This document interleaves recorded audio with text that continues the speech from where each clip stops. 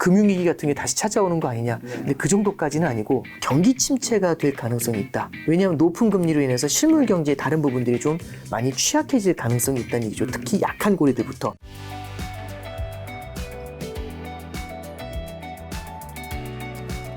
(2023년에) 이제 경기 침체 네. 찾아온다고 하잖아요. 네.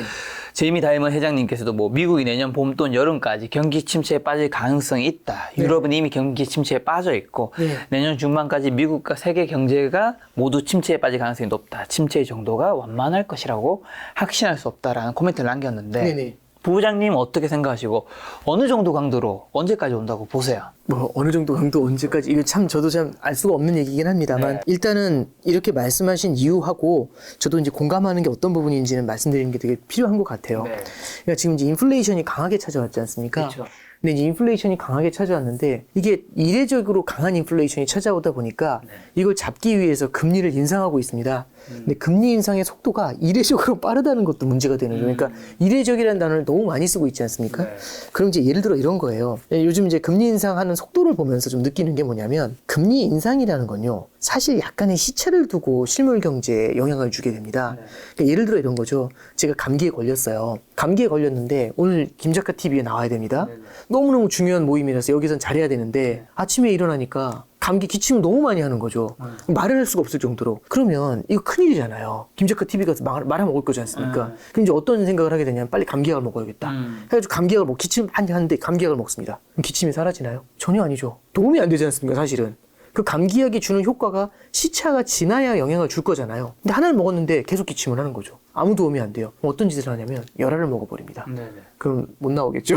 네. 그러니까 이제 무슨 말씀을 드리냐면 미국이 금리 인상을 언제부터 시작했는지를 한번 잠깐 생각해 볼 필요가 있는데 올해 3월입니다. 22년도 3월부터 금리 인상을 시작을 했어요. 그 22년도 3월에 미국 금리가 얼마였냐면 0%였습니다. 0%에서 금리 인상을 시작을 했고 본격적으로 시작된 건 3월 달에 0.25%, 5월 달에 0.5% 인상했고요. 이때도 되게 크게 인상한다는 거였는데 6월, 7월, 9월 이렇게 0.75, 0.75, 0.75 팍팍팍 끌어올려버린 거죠. 그러면 본격적인 금리 인상은 사실상 6, 7월부터 시작됐다고 보는 게 맞겠죠. 그러면 만약에 금리 인상을 했을 때 그 영향이 언제쯤 찾아올지를 한번 잠깐 생각해 보는 겁니다. 자, 예를 들어서 제가 주택담보대출을 받았는데 6개월 변동으로 받았어요. 그럼 오늘부터 6개월까지는 금리가 이걸로 고정이 돼 있잖아요. 근데 오늘 금리가 인상이 됐습니다. 이 영향을 받을까요? 6개월간은 크게 안 받겠죠. 근데 6개월이 지나면 그 영향을 받겠죠. 그러면 무엇이 답인지는 모르겠지만 금리 인상을 한 다음에 약을 먹은 다음에 그 약효가 나타날 때까지 금리 인상을 해서 그 효과가 나타날 때까지는 시차가 걸릴 겁니다. 뭐 혹자는 3개월이다 혹자는 6개월이다 이렇게 얘기하는 사람들이 있어요. 얼마인지는 아무도 모릅니다. 4년 2개월 13일입니다 이렇게 얘기할 수 있는 사람은 아무도 없어요. 근데 이제 핵심은 뭐냐면 결국에는 이렇게 빠르게 금리 인상한 게 나중에는 쓰나미처럼 한꺼번에 훅 밀어닥칠 수도 있다란 얘기겠죠. 근데 어쩌면 실물 경제가 버틸 수 있는 것보다 인플레이션으로 되게 크게 고생을 하는 것보다 그 이상으로 오버페이스로 긴축을 해가지고 문제를 만들 가능성이 있죠. 그러면 쓰나미처럼 금리 인상의 파고가 닥쳐왔을 때는 이게 실물 경제의 둔화를 낳을 수가 있습니다. 참고로 볼까요? 일본을 보면 일본의 버블 붕괴를 얘기할 때 가장 많이 얘기하는 건 89년도 7월 달까지 일본의 기준금리는 2.5%였습니다. 굉장히 낮았거든요. 버블이 막 버블 하는데도 금리를 많이 안 올렸었어요. 근데 그때 중앙은행 총재가 바뀌면서 이거 버블 잡아야 된다 해서 금리 인상을 서두르기 시작을 하는데 90년도 여름 때까지 금리를 6.0으로 올렸습니다. 그럼 잠깐만요. 1년 만에 2.5에서 6.0으로 3.5%의 금리 인상이 단행이 된 거죠. 그러면 이제 너무 빠른 속도로 그것도 높은 수준으로 금리가 올라가니까 일본의 부동산 버블이 무너졌었던 겁니다. 그때하고 똑같다는 말씀은 아니지만 만약에 미국 금리가 연말에 만약에 4.5%를 넘어가게 된다면 올해 3월 달에 0이었던 게 연말에 4.5가 되죠. 오른 폭이 4.5%를 끌어올린 거 아닌가요? 그럼 일본이 올린 폭보다 더 클 수도 있지 않습니까? 그렇죠. 물론 미국 경제가 일본 경제보다 강하다. 뭐 그럴 수 있겠죠. 근데 아무리 강하다고 해도 쓰나미처럼 단기에 굉장히 빠르게 밀어닥친 금리 인상의 파고가 줄 수 있는 충격이라는 걸 우리는 감안을 할 필요가 있겠죠. 그 파고가 닥쳤을 때 우리가 예상하지 못하는 경기의 둔화가 나타날 수 있다. 이 얘기를 하는 게 제이미 다이먼 이 사람의 얘기의 핵심인 것 같고요. 저 역시 이 부분에 대해서는 공감을 합니다. 다만 이제 한 가지를 좀 보면 이런 말씀 좀 드리고 싶어요. 그럼 경기 침체가 오니까 큰일이다, 위기다라고 할 수 있는데 이게 저는 요 단어는 좀 봤으면 좋겠습니다. 금융위기라는 게 있고요. 경기 침체라는 게 있습니다. 이 둘은 달라요. 금융위기는 은행이 무너지면서 은행에서 자금이 빠지는 겁니다. 그러면 이게 실물경제 은행이라는 건 인체로 따지면 심장이거든요. 그럼 심장이 확 막혀가지고 심근경색이 옵니다. 그런 다음에 온몸에 피가 돌지 않아서 죽어요. 쓰러져 가요. 이게 이제 금융위기 같은 거라고 보시면 됩니다. 근데 경기 침체는 뭐냐면 번아웃이죠. 서 있지 못하는 거죠. 번아웃이죠. 심장은 멀쩡하지만 번아웃이 돼 있는 거죠. 그래서 지금 어떤 상황이냐면 은행들은요, 과거 금융위기를 바라보면서 예전에 비해서 굉장히 많은 자본을 쌓아놨습니다. 그래서 우리나라 같은 경우도 최근에 보면은 뱅크런이라고 해서 돈이 은행에서 빠져나가는 게 아니라 오히려 은행이 예금 쪽으로 자금이 쏠리고 있죠. 그럼 은행의 도산을 고민할 정도의 그런 위기 가능성은 사실상 굉장히 낮은 거죠. 그래서 금융위기나 이런 것들을 말씀드리는 게 아니라 경기 침체가 될 가능성이 있다. 왜냐하면 높은 금리로 인해서 실물 경제의 다른 부분들이 좀 많이 취약해질 가능성이 있다는 얘기죠. 특히 약한 고리들부터. 저는 그런 가능성은 좀 열려 있다라고 생각을 하고요. 그거는 높아진 금리의 효과가 나타나는 내년 이제 뭐 예를 들어 2분기, 3분기 그때부터 미국의 소비 경기도 조금씩 둔화가 되지 않을까 좀 그렇게 봅니다.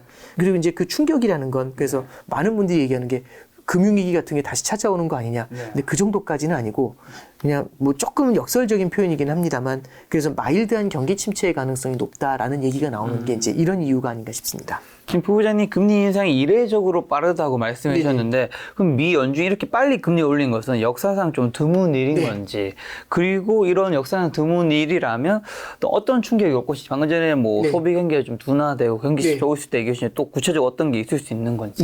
네. 미국의 금리 인상 사이클 몇 개만 좀 말씀을 드리면 제가 겪었던 지난 17년간의 사이클 중에서는요.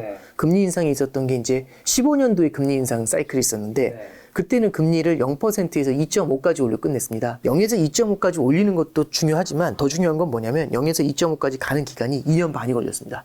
천천히 올렸고 올린 폭도 좁았죠. 그리고 그 전에 금리 인상 사이클이 언제 있었냐면 2004년에서 6년 사이에 있었습니다.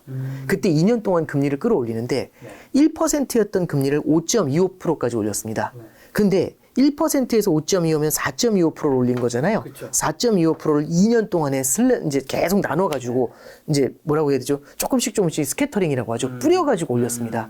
그리고 그 전에 금리 인상 사이클이 99년에서 2000년 사이에 있었어요. 그때 4.75였던 금리를 6.5까지 올렸습니다. 그것도 약 1년 정도의 기간 동안에 걸쳐서 진행을 했었죠. 그때 이 세 가지 케이스보다 더 빨랐던 게 94년인데 3에서 6%까지 올렸어요, 금리를.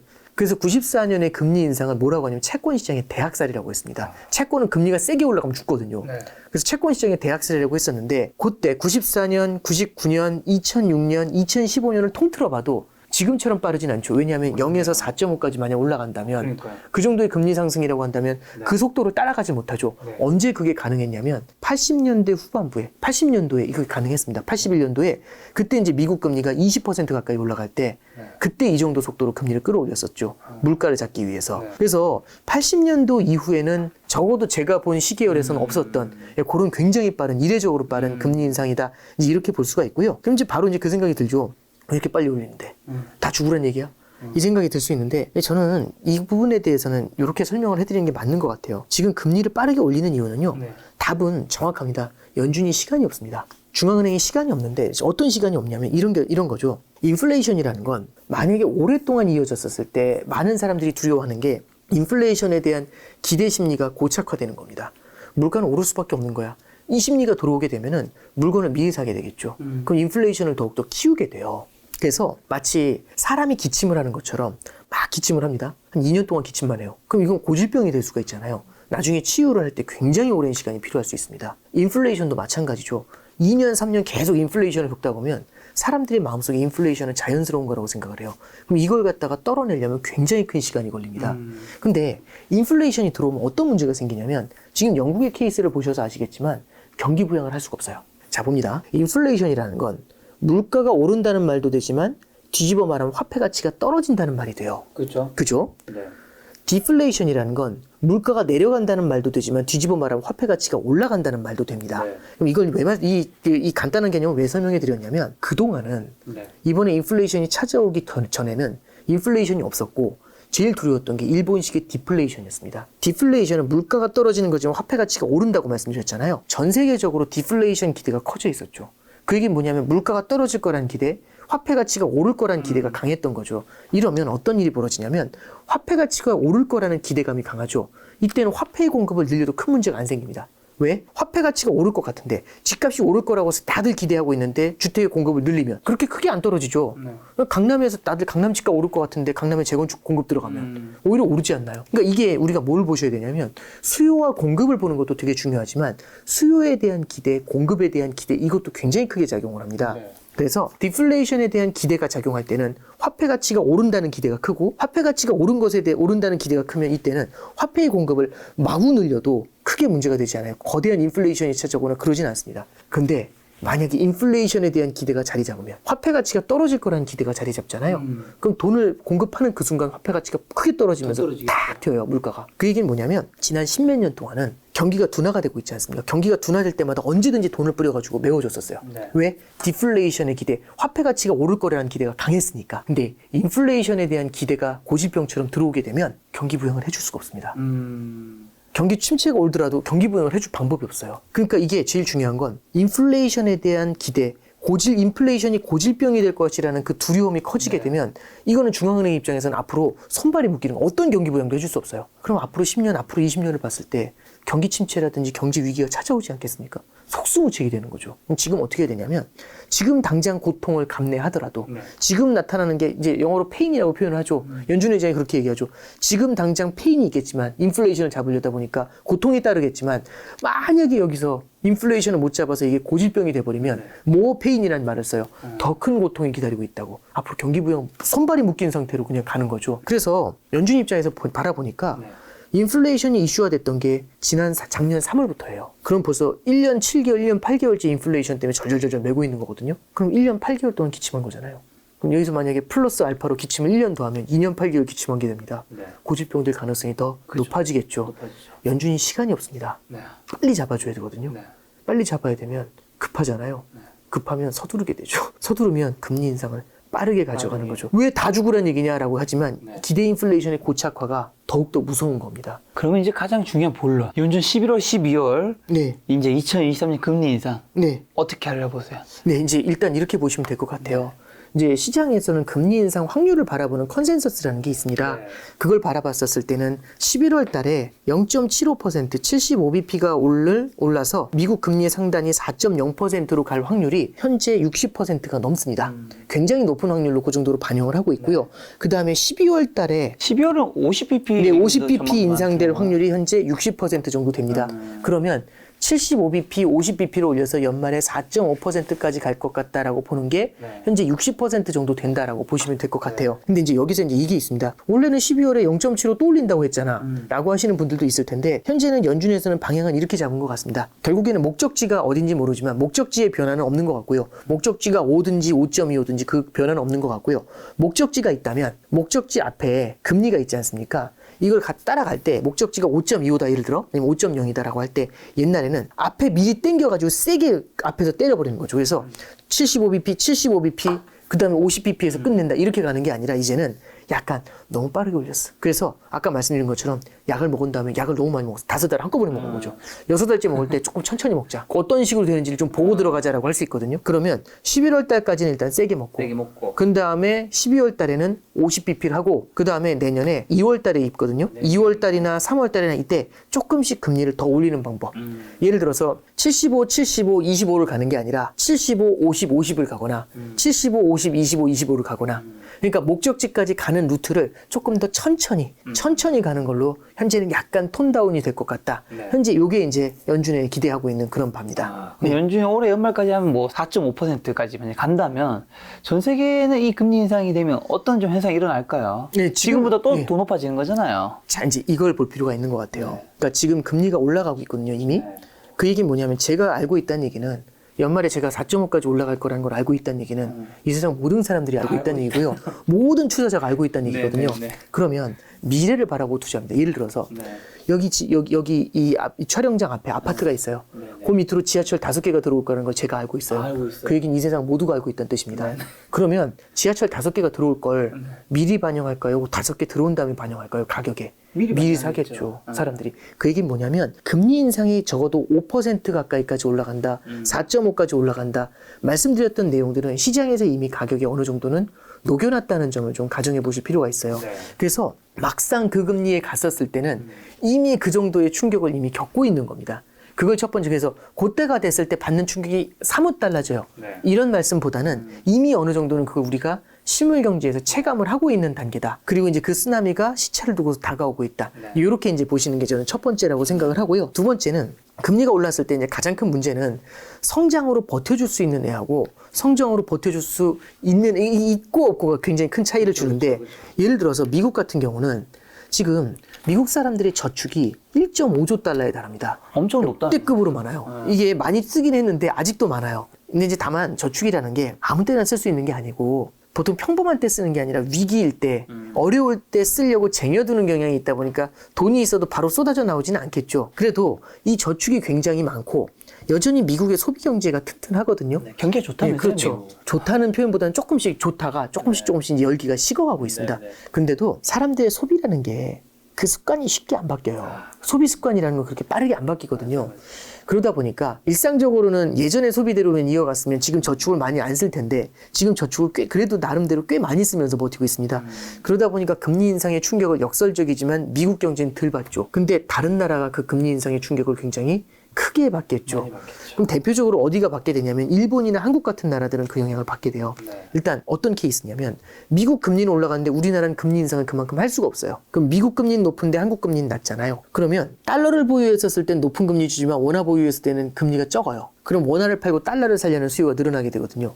그러면 원화를 팔고 달러를 사다 보니까 달러 가치가 뛰어 올라가게 되겠죠. 그럼 환율이 올라갑니다. 그죠? 환율이 올라가게 되면 수입 물가를 높여주게 되겠죠. 그러니까 예를 들어서 작년 초만 해도 1달러에 1,080원 하던 게 지금 1달러에 1,400원이 넘습니다. 그러면 1달러짜리 수입할 때 옛날엔 1,080원에 수입하던 걸 1,400원에 수입하는 거잖아요. 그럼 가격만, 수입 물가만 30% 오른 겁니다. 그럼 수입 물가가 올라가게 되면 국내의 물가 상승 압력으로 작용하면서 우리나라도 기준금리 인상으로 대응을 할 수밖에 없겠죠. 그럼 기준금리 인상을 우리나라에서도 진행을 하면 참 역설적인 거죠. 이런 겁니다. 그러니까 이제 미국 중앙은행은 미국 경기를 보면서 금리를 올렸는데 미국의 금리 인상은 미국에만 영향을 주는 게 아니라 전 세계에 영향을 주지 않습니까? 그러면 우리나라 같은 경우는 미국 금리 인상 때문에 어쩔 수 없이 물가가 오르면서 등 떠밀려서 금리를 인상해야 되는 거죠. 미국만큼 성장이 탄탄하지도 않은데도 불구하고 그러다 보니까 아무래도 미국 대비해서 받는 충격이 더 클 수가 있겠죠. 그러면 우리나라 내수 소비가 위축이 될 수 있으니까 우리나라 성장은 위축이 되니까 당연히 의존도가 어디로 높아지냐면 수출로 높아지게 됩니다. 근데 그럼 과연 한국의 수출을 누가 받아줄 수 있을까? 이 생각을 해보는 거죠. 그럼 전 세계에서 소비할 수 있는 여력이 미국밖에 없어요. 근데 미국은 두 가지로 나오고 있죠. 첫째는 금리를 빠르게 올리면서 그나마 지금 있는 소비를 조금씩 쿨다운 시키려고 하는 게 1번. 두 번째는 자국 중심주의로 가려고 하고 있죠. 예, 그러면 이게 우리나라라든지 일본이라든지 수출에 대한 성장 의존도가 높은 국가들이 상당히 좀 고전을 하게 되는 그런 양태로 전개되지 않을까 싶습니다. 근데 미국이 어쨌든 금리 인상 지금 이렇게 하는 거는 물가 잡으려고 하는 거잖아요. 물가는 좀 정점 찍었다고 보시는지, 그 다음에 또 파월 회장이 인플레이션은 뭐 그 당시만 해도 일시적이다 이런 멘트를 했지만 지금 굉장히 일시적이지 않은 상태 됐는데 인플레이션은 지금 뭐 일시적인 건지 아니면 뭐 구조적인 건지 지금 어떻게 보세요? 일단 되게 중요한 질문을 일단 해주셨는데요. 일단 첫 번째는 인플레이션의 정점을 확인하는 게 참 어렵긴 합니다만 이런 게 있어요. 인플레이션 중에서도 예를 들어서 소비자 물가지수 같은 경우는 미국 소비자 물가지수가 9.1로 정점을 찍은 다음에 지금 8.2까지 떨어졌거든요.